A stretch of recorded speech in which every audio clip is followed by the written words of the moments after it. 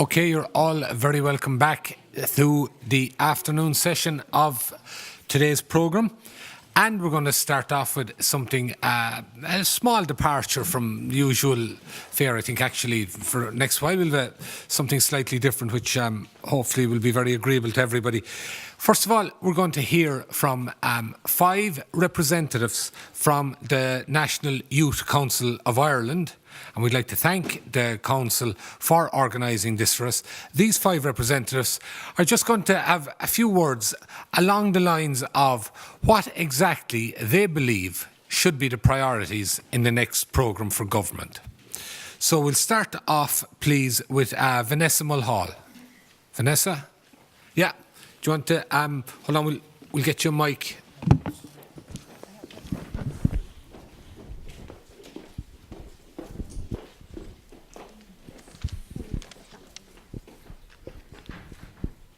Hi everybody. I'm just going to give a quick, brief overview of what the group is. So the few people that are here today we're from Young Voices, and what Young Voices is, it's a group of young people from all over Ireland that come together and discuss issues that affect not only young people in Ireland but on a European kind of platform. And it comes in line with the EU presidency, and the topics come from each country. And young people go to European youth conferences. So there's three young people from Ireland that go to each conference, and at these conferences they get to sit down with policymakers and ministers and discuss the issues that are affecting them. I was lucky enough to go to 2, and the conferences I was at was the empowerment of young people in political participation was the topic. Kind of goes without saying, it's something that I'm very passionate about. But the joys of going to them conferences is coming back and sharing your experiences and your views and feeding back to everyone else that comes to the Young Voices group. And I think it's very important for things like this to happen, because we're not alone. Like, I think a lot of people kind of see Europe as the unknown, or the over there, and we're here. But I think when we go and we speak about them issues, there's kind of a comfort that other young Europeans and other young people in Europe are experiencing what we're experiencing. And when we come back, we have this group, and I'm just going to say it because I think I need to break the ice a bit, but we're called the NIP. So we're all in the NIP. So what that means is it's called the National Implementation Project, but the NIP for short. I just think it helps. And we work for a year on different topics, but the joy about being part of this group is that the issues come from the European stage, but they're decided by young people, and the recommendations are decided by young people. And it's youth focused, and there's a great drive, and that's the frame of it. So I've been involved in Young Voices for the last 5 years. So I've been involved in many different topics and stuff. But one of the main topics that I wanted to speak about was the whole idea of youthing up politics, and getting more young people involved in it. And it doesn't necessarily mean like young people running to be a councillor or running to be involved in the Dáil, but like on the ground being involved. And it's a powerful thing for young people to say, oh yeah, I'm an activist, or I'm passionate about that, I'm going to go and achieve something in this. And that's what the core of Young Voices is for young people to have that, but also to sit around the table with politicians and say, actually, this has affected me, what are you going to do about this, and how can we work together? As a group, we got to make a presentation in the Department of Education to the forum on career guidance, and that happened I think about 2 or 3 years ago now. And that was the first time that young people made a presentation to that forum in the Department of Education. And like Young Voices done that, and we thought that was a very positive step forward for them to hear young people's voices. Education is something that we take. We don't take it for granted, but we take it. We need the quality education, and that's what we were lobbying for. We were talking quite a bit about. I'll move on. Sorry. One other thing that I wanted to talk about was young people and the internet, and it came up earlier on about like how we access the media and what we see and what we don't see. I was away in Berlin last weekend, and we were talking about opinions and facts, and what we take out of the opinions, but do we take much notice of the facts? And it made me think about what comes out in our media and what people in general talk about. And I think it affects everyone, but not only young people. But I think young people access information on the internet so frequently and so often, and it's so readily available to us. I think there's a space there where, as youth workers and youth organisations, that we need to create them platforms for young people to come in and have their voice heard and to challenge what's happening in the internet and what goes up. That kind of brings me on to my last point of youth work and the influence that has on young people. I think it's important for us to have like more civil space conversations and platforms for young people to actually come out and have these discussions and about issues that are affecting us. And like all of the topics that were discussed today directly affect young people as well. And I feel that going forward, we have this input today, and that's so powerful. But I think that going forward, I think every age group, no matter if you're young, old, in between, that we always need to be involved in the decisions. And I think we're all in the present. And I think going forward, we all need to work for the future. Thank you.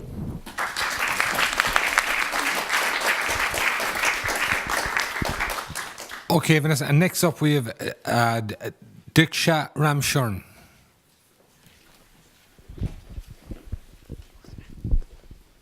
Hey everyone, as he said, my name is Diksha. I've been a member of the NYCI for over 2 years now, and I'm an active member of several other youth groups in Dublin. I'm an activist, and I'm campaigning for the rights of undocumented children and young people in Ireland. So for my topic, I'm going to be talking about mobility, in particular people who are undocumented. So what does that mean?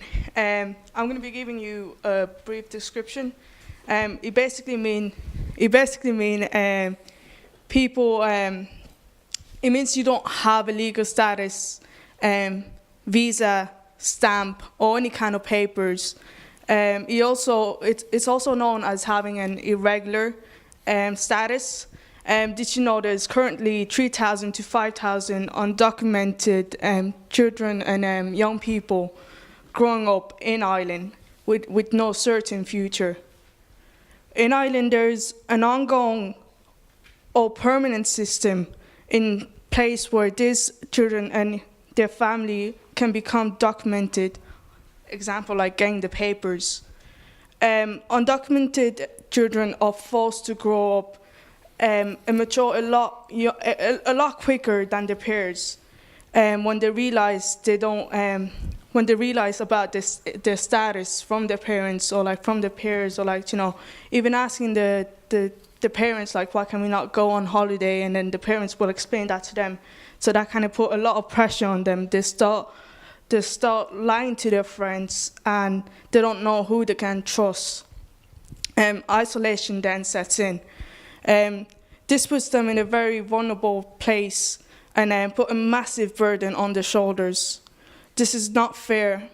It's not fair for young children and young people who are not free and safe to be themselves. As they grow up, the barriers become bigger and have a massive impact on the well-being, personal and social development of the young person. Living with the threat of deportation hanging over them. It has a negative effect on the mental health of the individual. As as a young adult finishing school, the prospects are limited. Access to third level education is next to impossible because of the lack of status. Getting a job is also really difficult, to be honest. And because the employers will ask for proof of residency, or like Gen IB, or like, proof that they can work in Ireland. And sometimes others exploit and can take advantage of undocumented young people. So why am I passionate about this topic? Because I believe that every child should have the right to enjoy their childhood and not have a care in the world. Every young person deserves every opportunity to grow, flourish, and achieve their full potential. They have dreams and hope, just like all of your kids. So thank you.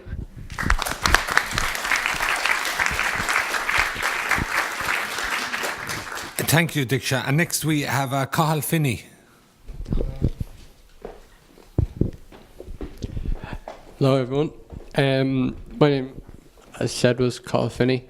I've been involved in Young Voices for about a year now, and this past October I represented both the National Youth Council and the British Irish Council at the Five Rights Digital Summit in Edinburgh, where the Five Rights Youth Commission, in association with the Scottish Government and Young Scot, discussed the young people's 5 digital rights, which,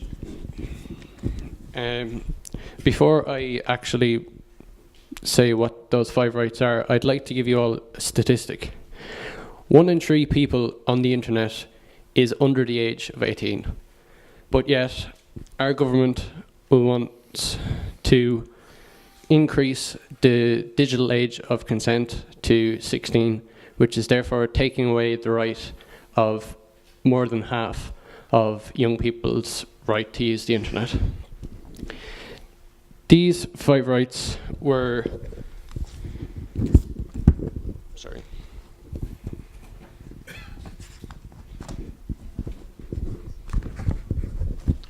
These 5 rights were viewed and done in correlation with the United Nations Convention of Rights of the Child, which is ratified since 1990, and our government is accountable for its realisation and the protection of our rights.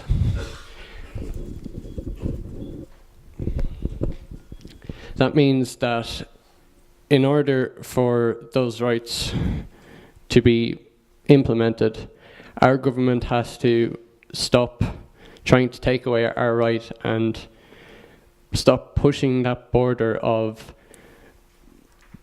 going against that convention. The five rights on the internet are as follows. The right to remove, which means you as a young person have a right to remove anything you put up on the internet. The right to know who is holding and profiting from your information. The right to safety and support. The right to informed and conscious use, and the right to digital literacy. That last one is very interesting because it would mean that instead of taking away young people's rights to the internet, we are equipping them and empowering them with more knowledge in how to use it properly, rather than just taking it away and expect them to learn it themselves.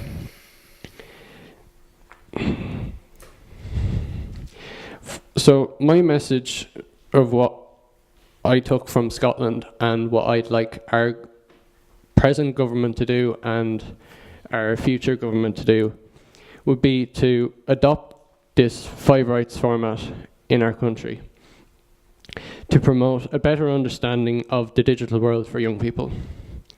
actively engage with young people and provide digital literacy and empowerment rather than taking away their rights, which will in turn make the digital world for young people a better place.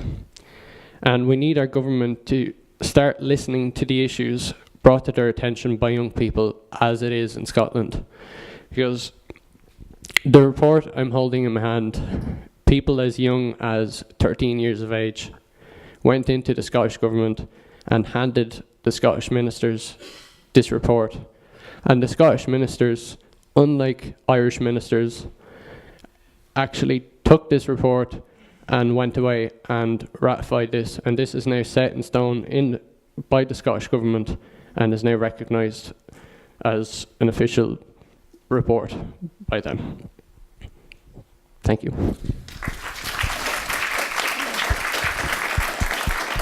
Thanks for that call. Next we have Dan Airy. If we have mic, yeah. Mic up to Dan.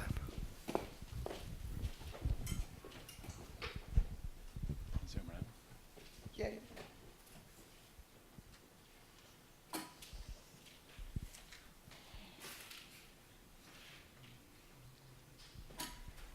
Perfect. Hey everybody, I'm Dan. I would stand up, but there's kind of to give you a bit of background on me, I'm 21 years old, and I'm a third-year student studying creative digital media in IT Tala. I'm here today with Young Voices in the National Youth Council of Ireland. I've been a member of Young Voices for just over 2 years, and I'm also a member of the Irish Wheelchair Association as well. And there are a number of issues that I would like the government to focus on in relation to the area of disability rights. For example, personal assistant hours, jobs for people with disabilities, and the issue around the loss of the medical card and the disability allowance. But for the purposes of today, otherwise I'd be here for years, I'm just going to focus on personal assistant hours. So what are personal assistant hours? Well, they're hours sanctioned by the HSE to help people with disabilities live life to the fullest possible degree. And in doing that, it takes pressure away from your primary carers, for example, like immediate family, friends, extended relatives, that kind of thing. So for me personally, what I use PAs for, it's primarily personal care. So that would be toileting, showering, getting ready for bed, that kind of thing. And this gives me a huge amount of independence. I think it's because my parents have been my primary carers for 21 years. So it's gotten to a point where they want a break from me, I want a break from them. And my situation at the minute, that would mean that we could just get back to being a family and worrying about, normal family issues rather than having that extra weight of my parents having to look after me all the time. And my situation currently, I'm entitled to 10 hours a week of personal assistant care. And in the last 6 months, I've been down 35 and a half hours. It's just unacceptable. I mean, it creates a huge amount of disruption, and that relates to three. I've narrowed it down to three specific areas. One would be my family, then there's me personally, and then it relates to my college work as well. So my parents could have made specific arrangements that they have to cancel last minute, and that means that they can't switch off. They always have to worry about me, and I worry about me enough as it is. So they always have to worry about me. They can't switch off and say, okay, Dan's been looked after tonight, I can just relax and enjoy my night and not have to worry. And then for myself as well, it's hugely frustrating for me when personal assistants don't arrive, and that is mainly due to well, there's a lot of reasons, but one of the main ones is due to my college work. Me being in third year at the minute, I've definitely noticed a huge increase in intensity with the workload. So when I'm working at home, I'm working right up to the bone of them arriving. So I know when they arrive, I can relax and finish college work. But if they don't arrive, that's time where I'm waiting for them to arrive that I could be working on finishing assignments. And it adds to my stress level. And I'm a massive perfectionist. Anybody who knows me will tell you that. So it's just completely unnecessary. And then another issue is consistency as well. This is of paramount importance to me personally, because it allows me to build up a relationship with a personal assistant, so that when they come in, I can relax and I can enjoy myself in their company rather than having to constantly repeat myself about what I need them to do. And there's been huge issues for me recently around consistency of PAs, where I'm constantly having to tell them what to do, and it's 9 or 10 o'clock at night, and you're kind of going, I need to relax. I need to be able to switch my brain off. And I'll just reference the budget as well for my last point. There was 150 million euro extra allocated to the budget for disability services this year, which would bring the total budget to 1.8 billion, which sounds impressive. But we have had so many promises from the government before, and this is a time-sensitive issue. This is something that, as I get older, I'm going to need more assistance from personal assistance in terms of, getting jobs and looking for, just looking for a house or something, that kind of thing. And one of my philosophy is that time is the greatest gift that no one can ever receive. It's what you do with it that counts. What I want to do with my time is live my life according to me on my own terms. Thank you very much.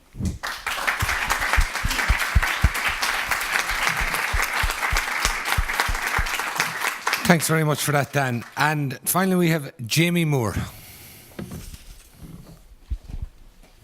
Thank you. Apologies in advance. I misread the agenda and thought I was 2 hours later, so I was scrupulously writing a few notes down while my previous speakers were speaking. But my name is Jamie Moore. I am a United Nations Youth Delegate for Ireland.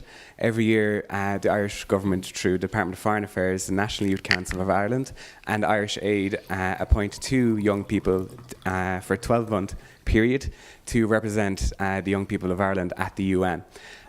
So just recently we spent a month in New York at the United Nations General Assembly in the High Level Week, engaging with policymakers at a global level to bring issues for the young people of Ireland to that global level. So a bit of background on myself. For the past 7-8 years I've worked in participatory democracy, first of all with the Corley and Nogue, the youth councils, and more recently now with the public participation networks, which Donald spoke about earlier on, and that Sean has had a crucial role in setting up as well. But what I want to talk to you about today is something called the Sustainable Development Goals, and how these are crucial for the future of Ireland, but for the future of the world as well.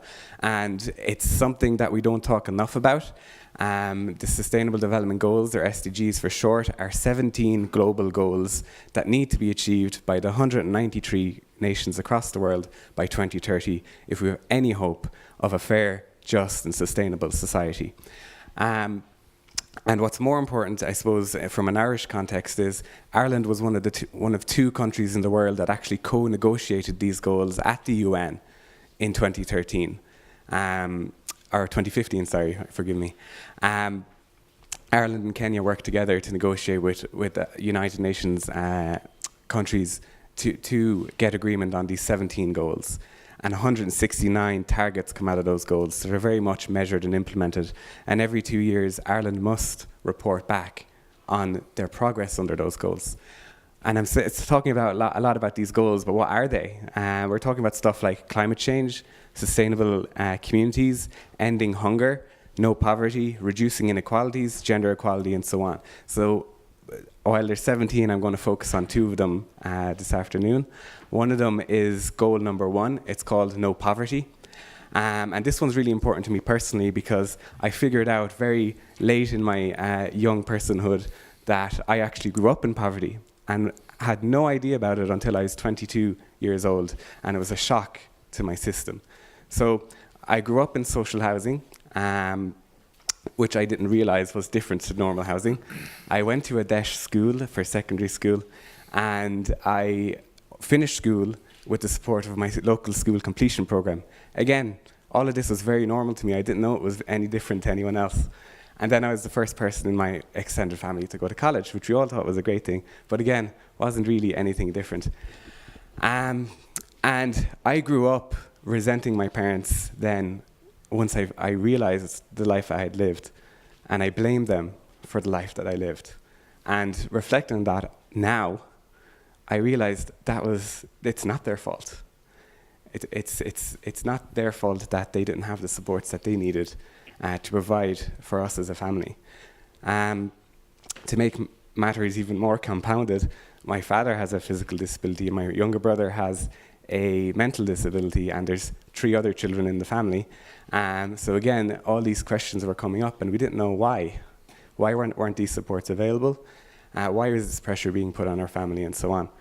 So for me, for going forward, and a new program for government, and so on, from here to where, I think we really need to focus, the future of Ireland really needs to focus on that poverty piece, because it affects every single other issue that we have in society, from housing to education to climate change to sustainability, and so on. Because the more citizens that we have in Ireland that are aware and supported and so on, the less pressure that's actually on our infrastructure to deliver a positive and equitable society for everybody. Moving on from that, and to something a bit more lighthearted, SDG number 16 is the Sustainable Development Goal. Number 16 is peace, justice, and strong institutions. And that's really relevant, especially in the past year that we've had with public confidence in public services that are being delivered to citizens of this country.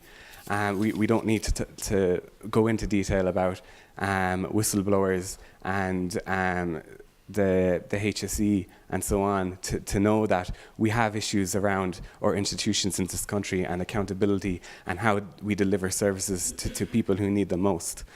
And that brings me back to, this is why I'm a public servant. Because I think while we need to influence politics, while we need to influence policy, we need to make sure that people who are implementing this policy are people who want this policy to work as well. And that's the motivation, I suppose, behind a good public service. And feeding into that is, in Ireland, we're quite good at the whole representative democracy piece, not so good at the participative democracy piece. And that's something on an ongoing basis that I'm trying to work on myself with the likes of Sean Healy and Dermot as well, and the National Youth Council of Ireland and so on, in trying to get more people motivated to be involved and to put pressure on decision makers, but not just to be advocates, but to be policy shapers, to be policy makers, to be policy changers, and so on. But anyway, I think I'll wrap it up there. In terms of going forward, we all talk about what needs to be done, how do we do it. A framework is already in place with the Sustainable Development Goals. and the Agenda 2030. We don't need to make up new ideas or new policies or new strategies. We're already being marked and indexed on how we're performing. So if the framework is already there, let's focus on implementing that framework and working towards that framework. And in that way, we will end up with a more just, fair, and sustainable society. Thank you.